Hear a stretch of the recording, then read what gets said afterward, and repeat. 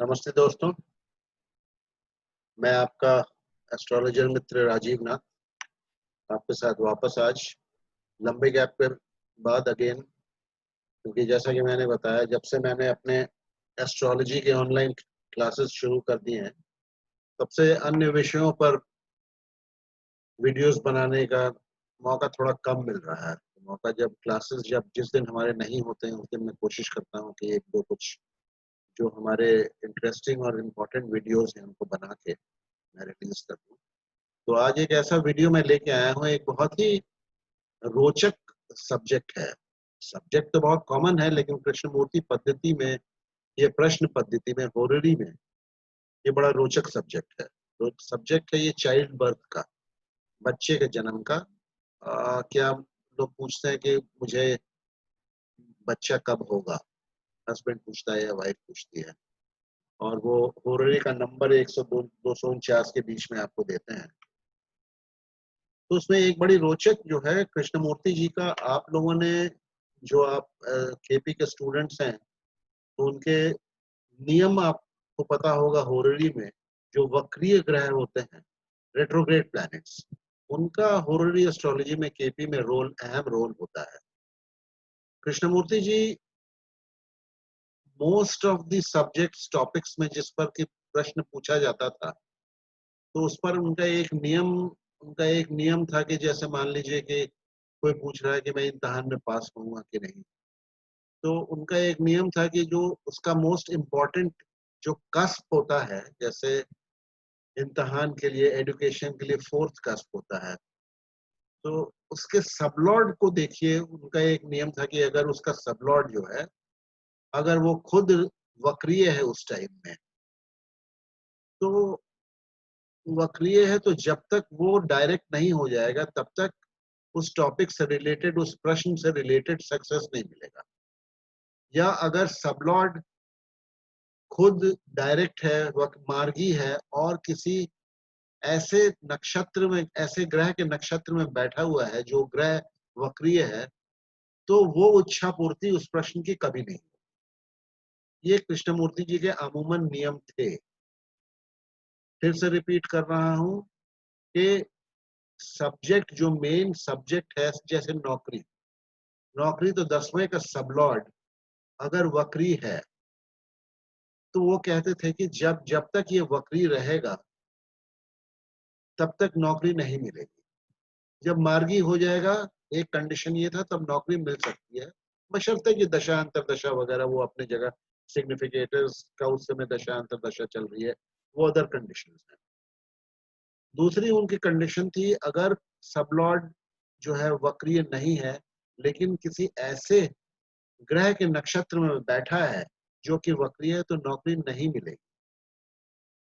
ये इनके नियम थे। लेकिन ये जो चाइल्ड बर्थ वाला मामला है, चाइल्ड बर्थ के सवालों में कृष्णमूर्ति जी का एक नियम था, जो कि देखिए, ये कृष्णमूर्ति जी की ये किताब जो है, होररी एस्ट्रोलॉजी बाय के एस कृष्णमूर्ति, इसको मैं प्रश्न पत्र, देखिए इस किताब की हालत भी देखिए, ये आउट ऑफ प्रिंट है। ये मेरे पास 90s से खरीदी हुई किताब है। इसको मैं बाइबल मानता हूँ। तो इसके पेज नंबर 192 में अगर आपके पास ये किताब है, तो आप देखेंगे कि प्रश्नकर्ता अगर ये पूछता है कि मैं बाप बनूंगा या नहीं बनूंगा, ये मेरी वाइफ को बच्चा कब तक होगा, तो उसमें उनके 3 नियम थे कृष्णमूर्ति जी के। नियम पहला ये था कि पांच प्रश्नकर्ता के सबलॉर्ड के 5th हाउस के सबलॉर्ड को देखिए, अगर वो वक्रीय है तो इच्छा पूर्ति नहीं होगी। ऐसा नहीं, चाइल्ड बर्थ की बात कर रहा हूँ सिर्फ मैं। ऐसा नहीं कि वो ये नहीं कहते थे कि जब ये मार्गी हो जाएगा तो इच्छा पूर्ति, यानी कि बच्चा चाइल्ड बर्थ हो सकता है, ऐसा नहीं कहते। 3 कंडीशन दिए थे उन्होंने। पहला कि 5th हाउस का सबलॉर्ड वक्रीय नहीं हो, वो मार्गी हो, वो जिस ग्रह के नक्षत्र में बैठा है वो भी वक्री नहीं होना चाहिए, वो ग्रह भी वक्री नहीं होना चाहिए। और अगर ये 2 कंडीशंस फुलफिल होती हैं, अगर वक्रीय नहीं है, तो तीसरा कंडीशन था 5th हाउस का सबलॉर्ड 2, 5 या 11 भावों में से किसी एक का कम से कम जो है सिग्निफिकेटर होना चाहिए। ये तीनों जब कंडीशंस अगर फुलफिल होती तभी बच्चा हो सकता। तो हमने कई केसेस में ऐसा आजमाया, मुझे लगता था कि ऐसा कैसे हो सकता है भाई, मैंने ये क्या, तो इसको मैंने ये नियम कृष्णमूर्ति जी के चमत्कारिक नियम मैंने पाए। कई केसेस में हमने आजमाया और हमने देखा कि 99%, 100% मैं नहीं क्लेम कर सकता हूँ, 99% ये, अगर फिफ्थ हाउस का सबलॉर्ड मुझे वक्रीय मिला तो चाइल्ड बर्थ नहीं हुई। 1% केसेस में सक्सेस नहीं मिली। देखिए 1% केसेस में सक्सेस नहीं मिलने के बहुत से कारण होते हैं। प्रश्न करता कई बार सीरियस नहीं होता है अपने सवाल को लेकर के। एक कारण तो ये होता है। दूसरा कारण क्या होता है कि आपने जबरदस्ती जजमेंट किया, आपका उस समय मूड नहीं है। कृष्णमूर्ति जी के होररी एस्ट्रोलॉजी में एक बहुत इंपॉर्टेंट नियम है कि जब एस्ट्रोलॉजर को भी के ऊपर भी दिमाग में प्रेशर हो कि हाँ इस समय यही सही समय है इस प्रश्न को जज करने का, तभी अगर एस्ट्रोलॉजर ज्योतिषी अगर जज करेगा तब वो करेक्ट जो है उसको प्रिडिक्शन मिल पाता है। यार एनीवे, तो हमने कई चार्ट्स हमारे पास हैं हमारे 30-32 साल के एक्सपीरियंस में, जिसमें कि हमने पाया कि फिफ्थ हाउस का सबलॉर्ड अगर मुझे वक्रीय मिला तो मैंने आगे देखा ही नहीं। शुरू शुरू में देखता था, आगे देखा ही नहीं। और ये निश्चित तौर पे कहने का तरीका दूसरा होता है, आप डायरेक्टली ऐसे सेंसिटिव मामलों में नहीं कह सकते हैं। तो उनको समझा देना पड़ता है कि भाई आप अपना मेडिकल एग्जामिनेशन करवा लीजिए, अपने वाइफ का मेडिकल एग्जामिनेशन करवा लीजिए, मुझे लगता है कि थोड़ी दिक्कतें आ सकती हैं। इस तरीके से तो मैं आपके सामने इस तरह के 2 चार्ट रख रहा हूँ। एक कृष्णमूर्ति पद्धति के नियमों, कृष्णमूर्ति पद्धति के होररी एस्ट्रोलॉजी का ये चमत्कार है, चमत्कारिक नियम है। मैं आपके साथ स्क्रीन शेयर कर रहा हूँ। देखिए स्क्रीन शेयर मैं कर रहा हूँ, जरा आप 2 मिनट बस सब्र करें। ये देखिए 2 चार्ट्स मैं आपके सामने खोल रहा हूँ।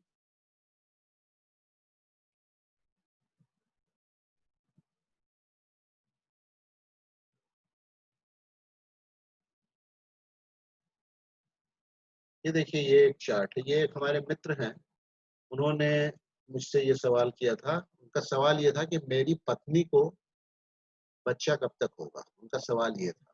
तो मैंने फिर उनके पत्नी को का 7th हाउस को जो है असेंडेंट मान करके इसको जज किया। इसको जज किया, इनकी शादी 10 साल, करीब 8 या 10 साल हो चुकी है और अभी तक इन लोगों को बच्चा नहीं हुआ है। लेकिन ये हमने इनको कहा है कि थोड़ा मुश्किल है, अपना आप मेडिकल एग्जामिनेशन करवाइए। मैं ये नहीं कहा है कि नहीं होगा, और मैं चाहता हूँ कि मेरी भविष्यवाणी गलत हो, क्योंकि अभी उनकी उम्र करीब मात्र 40 है, वाइफ की भी उम्र कम है, लेकिन अभी तक बच्चा नहीं हुआ है। और जो हमारे कृष्णमूर्ति पद्धति बोलती है उससे हमने उनको चेतावनी दे दी है, क्योंकि मुझे ऐसा लगा कि ये थोड़ा डिफिकल्ट केस है, इसमें बच्चा होना थोड़ा मुश्किल है।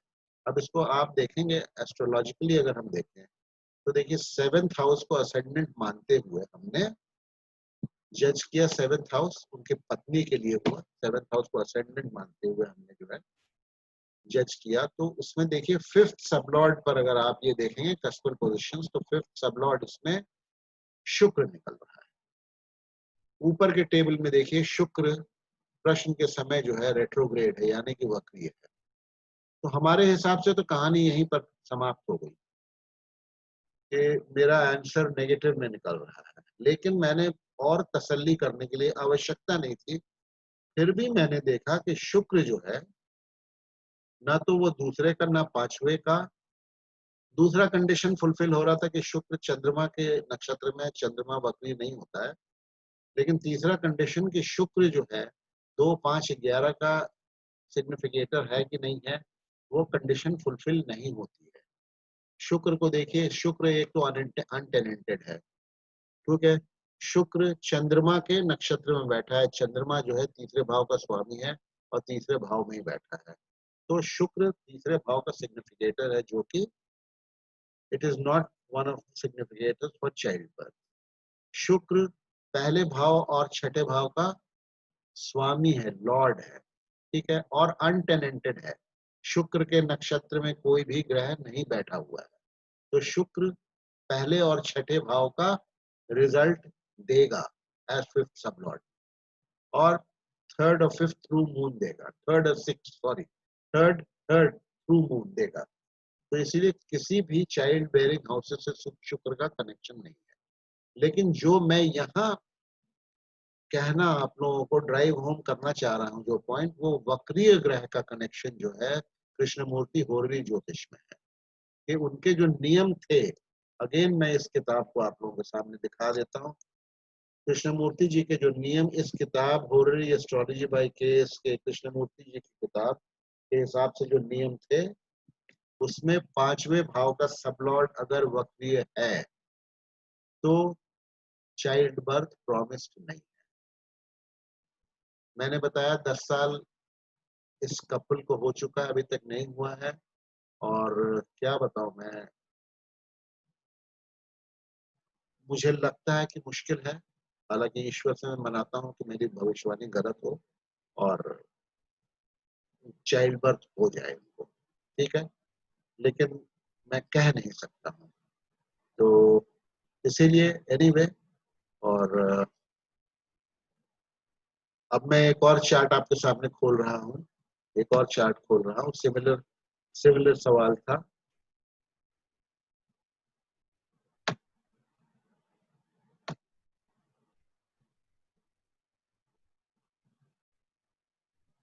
ये एक हस्बैंड ने मुझसे वही सेम क्वेश्चन पूछा था वाइफ के बारे में। ये सवाल मुझसे किया गया था 1994 में। उस समय मैं मुरादाबाद में हुआ करता था और 1/11/1994 को 213 नंबर से यह प्रश्न किया गया था। मुरादाबाद उत्तर प्रदेश में मैं उन दिनों हुआ करता था। सवाल वही था, मेरी पत्नी को बच्चा कब होगा। सीधे सीधे जो है 7th हाउस को मैं असेंडेंट मानते हुए चार्ट को रोटेट करके हमने उनकी वाइफ का जो है वाइफ की कुंडली बनाई, होररी कुंडली, और सीधे मैं 5th के सबलॉट पर गया। 5th का सबलॉट आप देखिए, सैटर्न है, शनि है। 5th हाउस का सबलॉट शनि है और शनि वक्री है। तो हमारे लिए होररी एस्ट्रोलॉजर होते हुए कृष्णमूर्ति पद्धति में इतना ही काफी है।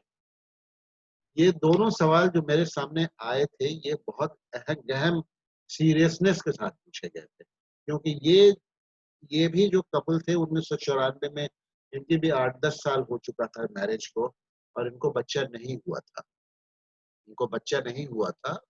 और आज भी मैं बता दूं, आज इस 1994 से अब 26 साल हो गए, इन कपल को आज तक जो है ये बच्चा नहीं हो पाया है, बावजूद इसके कि इन लोगों ने बहुत मेडिकल ट्रीटमेंट करवाया, सारा कुछ करवाया।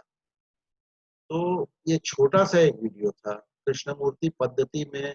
कृष्णमूर्ति जी नेटल एस्ट्रोलॉजी में, जन्म पत्री में रेट्रोग्रेड प्लैनेट्स को महत्व नहीं देते हैं। उन कहते हैं उनका कोई रोल नहीं होता है। कहीं कहीं उन्होंने जिक्र किया है कि किसी मसले को वो स्लो कर सकते हैं, डिनाई नहीं कर सकते। लेकिन होररी एस्ट्रोलॉजी में, प्रश्न पद्धति में, वक्रीय ग्रहों का बहुत अहम भूमिका है, एक बहुत अहम भूमिका है। और उस अहम भूमिका को मैंने कई जगह देखा है। एक आध और वीडियो हमने नौकरी वगैरह पर बनाया था, उसमें भी हमने, अगर आप लोग हमें फॉलो करते आए हैं तो आपने देखा होगा, उसमें भी हमने जो है वो वक्रीय ग्रहों की बात की है, कैसे वक्रीय ग्रह रहने से जो सवाल है इच्छा पूर्ति डिनाई हो जाती है, ठीक है। ये दो एग्जाम्पल मैं आपके सामने जो है ना मैंने रखा, और इसमें सीधा सीधा जो है बस आपके सामने ही रिजल्ट है, और ऐसे ही हुआ है। पहले केस में जो मैंने डिस्कस किया, मैं ईश्वर से प्रार्थना करता हूँ कि मेरी भविष्यवाणी गलत हो। अभी भविष्यवाणी अभी अभी हमने हाल में ही की है, और मैंने उनको हिदायत दी है कि आप लोग कृपया जो है ना मेडिकल चेकअप अपना करवाएं। आप लोग दोनों पति पत्नी, आजकल मेडिकल साइंस बहुत एडवांस हो चुका है। हो सकता है कि, और हो सकता है हमारी भविष्यवाणी गलत हो, और मैं चाहता भी हूँ। पहले केस में, इसमें तो अब 26 साल तो हो चुके हैं मुझे इस क्वेश्चन को देखे हुए। अब इन वृद्धावस्था में दोनों पति पत्नी आ गए हैं, अब तो डिलीवरी के चांसेस भी बहुत कम है। तो यही छोटा सा एक वीडियो था, बहुत दिन हो गया था वीडियो आप लोगों के सामने लेकर के। मैं जब से मैंने बताया अपने ऑनलाइन क्लासेस मैंने शुरू किया, मैं बहुत व्यस्त हो गया हूँ, क्योंकि मुझे बहुत अच्छा रिस्पॉन्स मिल रहा है। अपने एस्ट्रोलॉजी क्लासेस का। और अगर आप ज्वाइन करना चाहें, हमने पब्लिसाइज कर दिया है उसको, मेरा यूट्यूब के ऊपर उसका वीडियो है, उसमें सारे डिटेल्स, आप लोग भी ज्वाइन कर सकते हैं मुझे। और आशा करता हूँ वीडियो अच्छा लगा होगा। सब्सक्राइब नहीं किया है तो कृपया रिक्वेस्ट कर रहा हूँ आप लोगों से, इसको आप लोग सब्सक्राइब करें हमारे चैनल को, और बेल आइकॉन दबाएं नोटिफिकेशन वाला, जिसमें कि जैसे मैं वीडियो रिलीज करता हूँ आपके पास इसका नोटिफिकेशन चला जाए। बहुत बहुत धन्यवाद वीडियो देखने के लिए। शुभ रात्रि। Thank you very much. Bye. Have a good day.